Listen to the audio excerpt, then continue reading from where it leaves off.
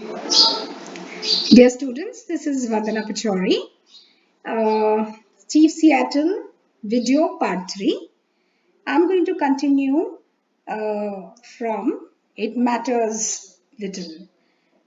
This is a continuation from the previous two videos in which I had described about what happens until now. And let's continue with It Matters Little, where we pass the remnants of our days.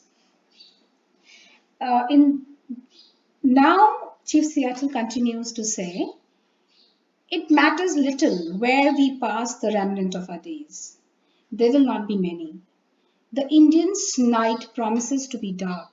Not a single star of hope hovers above his horizon. Sad voiced, winds moan in the distance. Grim fate seems to be on the red man's trail. And whenever he will hear the approaching footstep of his fell destroyer and prepare stolidly to meet his doom, as does the wounded doe, and hears the approaching footsteps of the hunter. It matters little where we pass the remnant of our days. It doesn't matter whether we are living in the entire territory which we had owned from our ancestors or just one corner where we are passing the remaining of our days, because now we are almost towards the end of our community.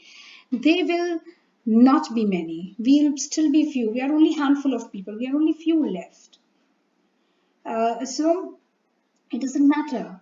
The Indian's night promises to be dark. One thing is clear, that our future seems to be dark. That is, Red Indians' future is not promising. And here there's a sense of personification also comes in. He's personifying, he's full of imagery. How is he's predicting the future, the kind of future the Red Indians will be having? Not a single star of hope hovers above his horizon. There's not even a single star. There's no hope left for all Indians. Sad voiced winds moan in the distance. There is, if you just have noticed sometime, there are some wind sound blowing, and you hear the sad sound, the sound of the wind, which is moaning, which is heard in the distance. The grim fate seems to be on the red man's trail. It seems as if they have nothing but their fate is their destiny is very sad. They will have nothing but doom and hopelessness. So this is exactly what he means. It seems to be on the red man's trail, and wherever he will hear the approaching footsteps. Now there's a beautiful, there something which connects us to the feeling. He's addressing all these people as the doe. Grim fate seems to be on the red man's trail, and whenever he hears the approaching footsteps of his fell destroyer. Who is the fell destroyer? The white people. The moment he hears a footstep of his white people coming to catch him, prepares stolidly to meet his doom. He's prepared. There's something without being upset. He's prepared that his end is coming. He's all ready. He's stolid. He's prepared without getting sad. He's sure that his end is about to come, as does the wounded doe that hears the approaching footsteps of the hunter. The very, very sad comparison. When a wounded doe hears the footsteps of his hunter approaching, he knows that he's going to be caught. There is no escape for him, and how he prepares himself for death. In the same manner, all of the people of our tribe are ready to face the end of our tribe. A few more moons, a few more winters, and not one of the descendants of the mighty host that once moved over this broad land or lived in happy homes, protected by the Great Spirit, will remain to mourn over the graves of a people once more powerful and hopeful than yours.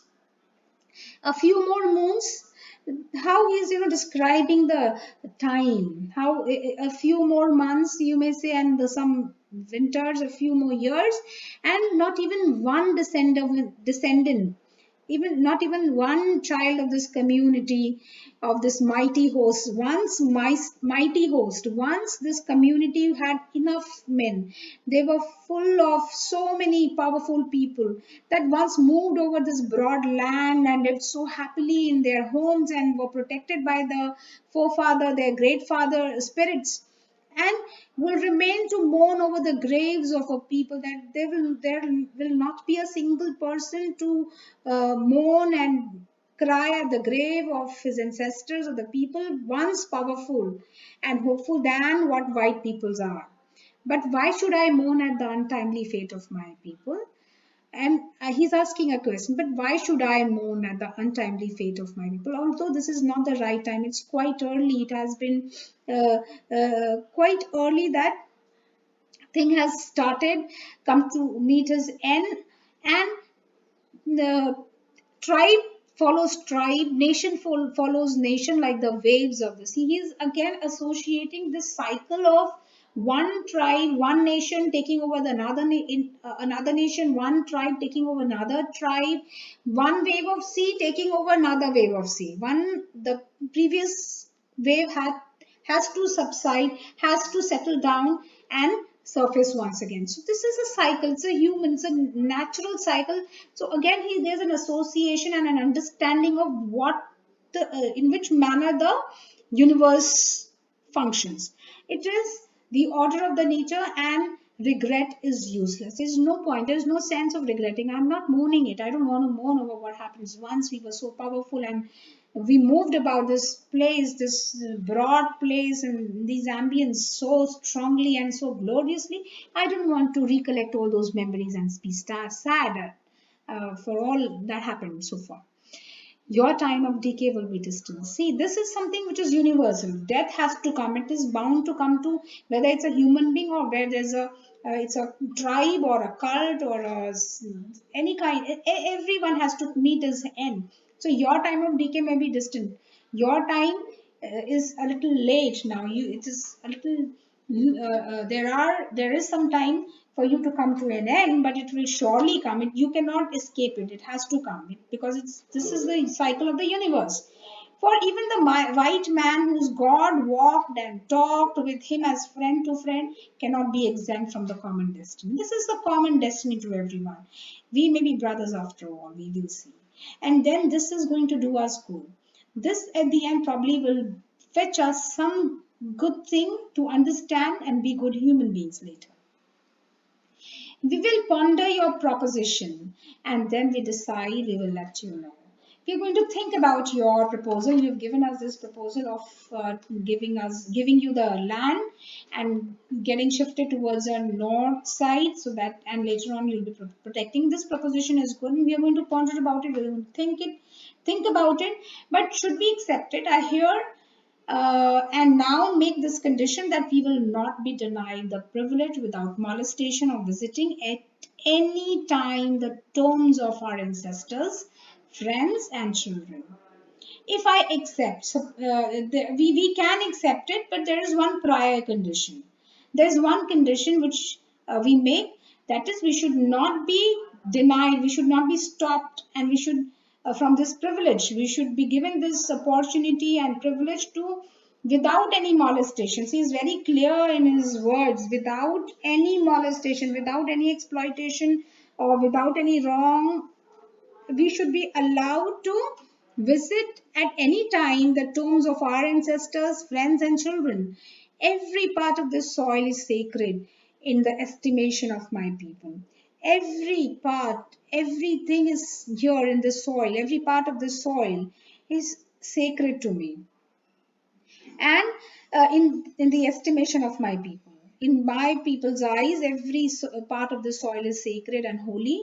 Every hillside, every valley, every plain and grove has been haloed by some sad or happy event in days long vanished.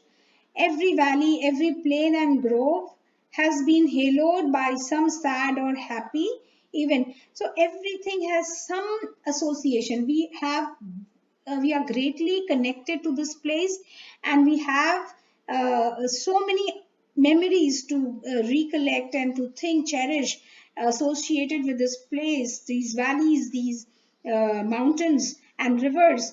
We are connected deeply with our happiness and sadness, even the rocks. So now these days have vanished. These days have been long. So they are so connected, deeply connected. The bonding is very strong.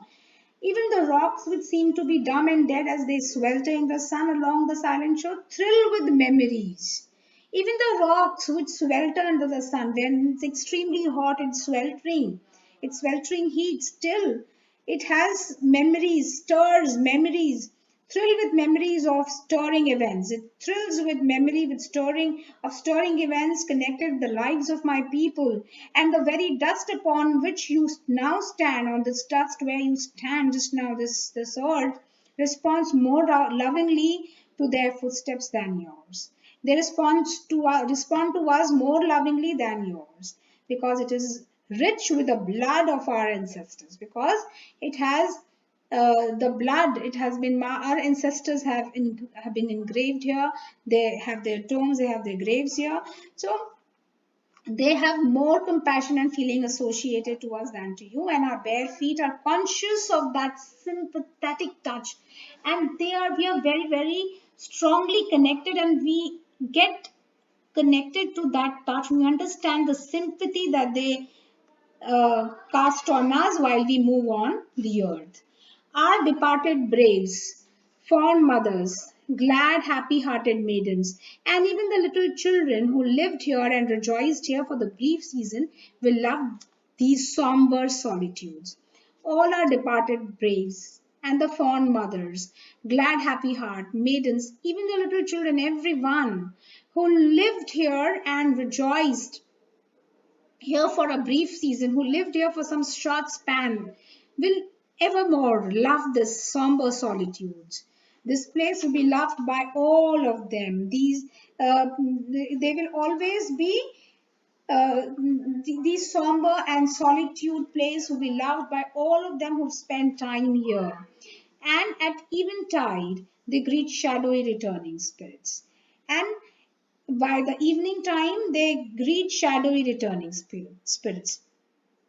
And when the last man shall have perished, and the memory of my tribe shall have become a myth among the white men, these shores will still swarm with the invisible dead of my tribe.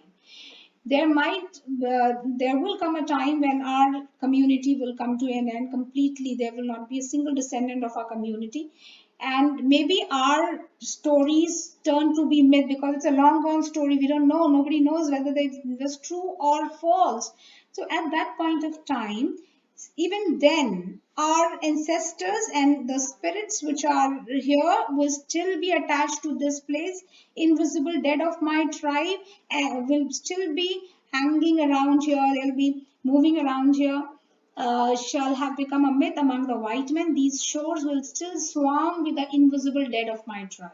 Still be full of the invisible dead of my tribe. And when my children's children think themselves alone in the field, when my children's children will feel that they are alone here, the store, the shop, upon the highway, or in the silence of the pathless woods, they will not be alone. They will never be alone, because our invisible dead still be there. In all the earth, there is no place dedicated to solitude. In the entire earth, there is no place which is dedicated to solitude. Every place, although it's calm and peaceful, it seems to be sequestered, but still it is all full of spirits of our ancestors who loved us and had all the compassion for us.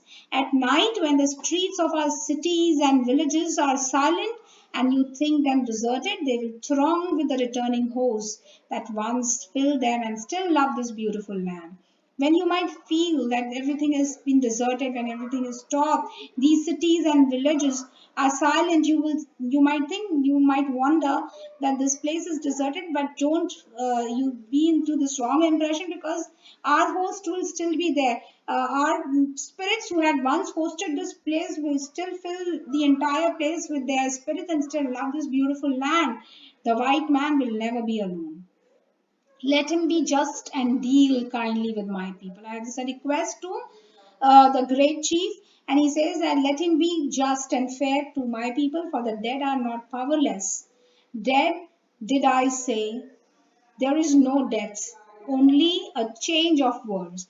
There is no one dead, although I say dead. Dead are not powerless. Even if they are dead, they are not powerless. They have all the power because they are still existing in this place in the form of spirits. There is no death as such. There is just a change of world by Chief Seattle. See, we have broadly learned some important lessons. Chief Seattle, what is his belief system? Suquamish, he's a Suquamish tribe leader. He had great reverence for the Native Americans' way of life. He believed in Red Indians' way of life. He wished to promote human welfare and did not promote war. This is why he is repeatedly seeking to pursue his men, his people, asking them to accept his proposal of taking the land and giving us protection, because there is no scope of fighting with them, and it will just bring them loss and utter sadness, because this is what, although there were quite young people who wanted to fight with them, but he was not ready. He was trying to persuade everyone to accept, because that's the wise thing that they have now for the moment. Guided by humanitarian principles, of course, he had deep knowledge of what human beings, how the world moves, on which system the world moves. He does not believe what the white people believe, because they are their theory of expanding themselves, expanding their territory, and exploiting the resource, whereas he believed in the natural acceptance of things, and everything is limited. We have everything for our need but not for our greed, was the policy they believed in. We need to preserve the earth for the subsequent generation, was what he believed in.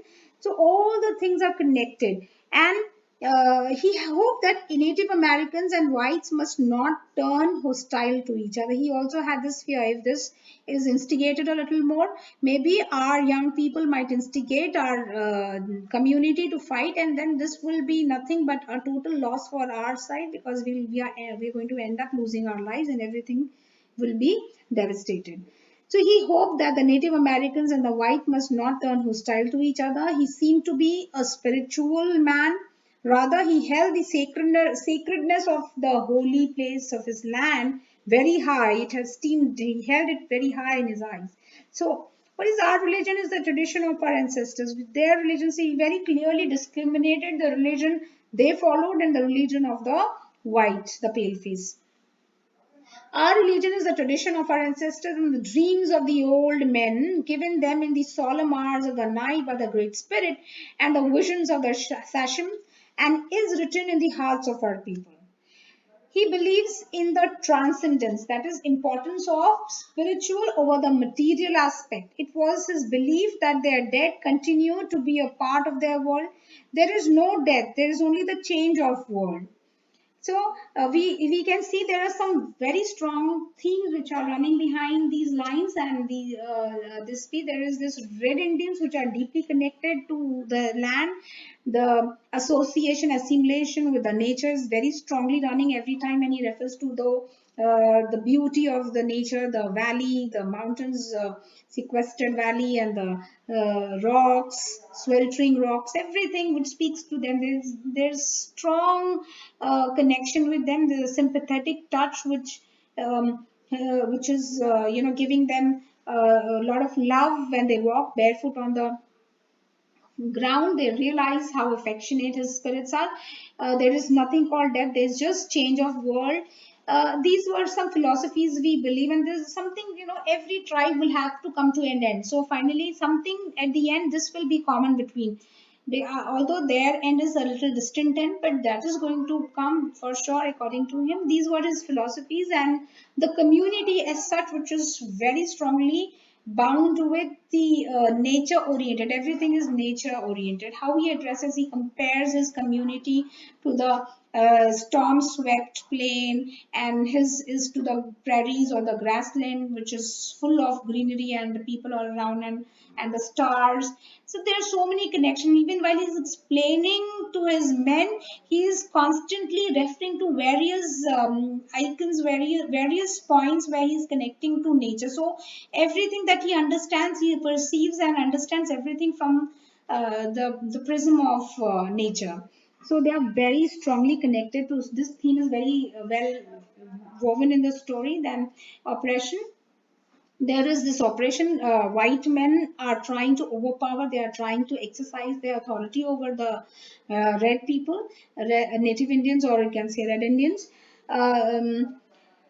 This is very clear and clearly understood. And when he refers to Chief Seattle, says that whites are willing to allow them enough land to live comfortably, is also symbolic of this the master-slave relationship. And although it's ironical that they are good and great father, in Washington will save them. He says the good and great father in Washington will save them only when they will do as he deserves. Now, Chief Catholics claim that the Indians' night promises to be dark and grim. Fate seems to be on the red man's trail. So, besides, they are compared to a wounded doe. And here's the approaching footsteps of the hunter. These are some sketches which we can pick up to associate how he feels oppressive and how there is a element of fear that he also addresses to a different community, different tribes, which has been, which have continuously been trying to attack them. They had conflict with Haidas and Sintias, and this is what white people are promising them. They are promising, they give them the territory, they give them the land, they will be protected, their harbors will be filled with ship, they will be strengthening them, nothing will harm them. So there's a kind of a master slave relationship. So constantly, which is also the very major theme which is running, there's a clash of civilization. What is the tribal belief system and what is the Western belief system is also brought side by side.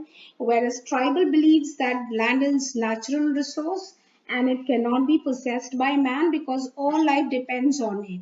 One cannot buy land anymore than one can buy sky or air. No one can buy and no air, sky, land. How can you buy that? This is what is the tribal belief system. Whereas Western belief system says that universe is made for man and every square foot of the planet belongs to man. Then what tribal believes is every part of the earth, be it valley or mountain or rock, everything is sacred. Whereas Western believes that belief system says man was made to rule the world. Man must have mastery over the world and he must conquer the universe.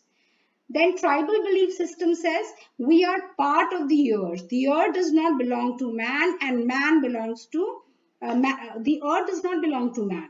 Man belongs to the earth. But what the Western belief system believes is there are no bounds to man's right to compete with other species. So everything is man's right. All living and non-living things are our brothers and sisters is what tribal believes. Tribals believe that every living or non-living things are our brothers and sisters. But then for the Western, they believe that the resources in the world are inexhaustible. We can consume as much as we want. Everything is for him. We must preserve the earth for the subsequent generation is what the tribals believe. But Western believes that man was born flawed. Man can get rid of his sins only by strict adherence to institutionalized Christianity. All things are concerned. Now the tribals again believe that all things are connected. And man did not weave the web of life. He is merely a strand in it. Whereas the Western belief system says there is a technological remedy to everything. Man has a right to unlimited expansion. Tribal says, do not destroy the forest or pollute the rivers, they are life givers. Whereas Western belief system says, there is no such thing as global warming, overpopulation, non-renewable resources, or pollution. So there is this clash of civilization, clash between the two community, two race. This is how different aspects. Then I have repeatedly, while I was teaching, I had also referred to number of similes and metaphors and rhetorical questions, and there was some imagery which were used. I think we had enough of this chapter. I think this lesson is clear. I thank you and keep watching.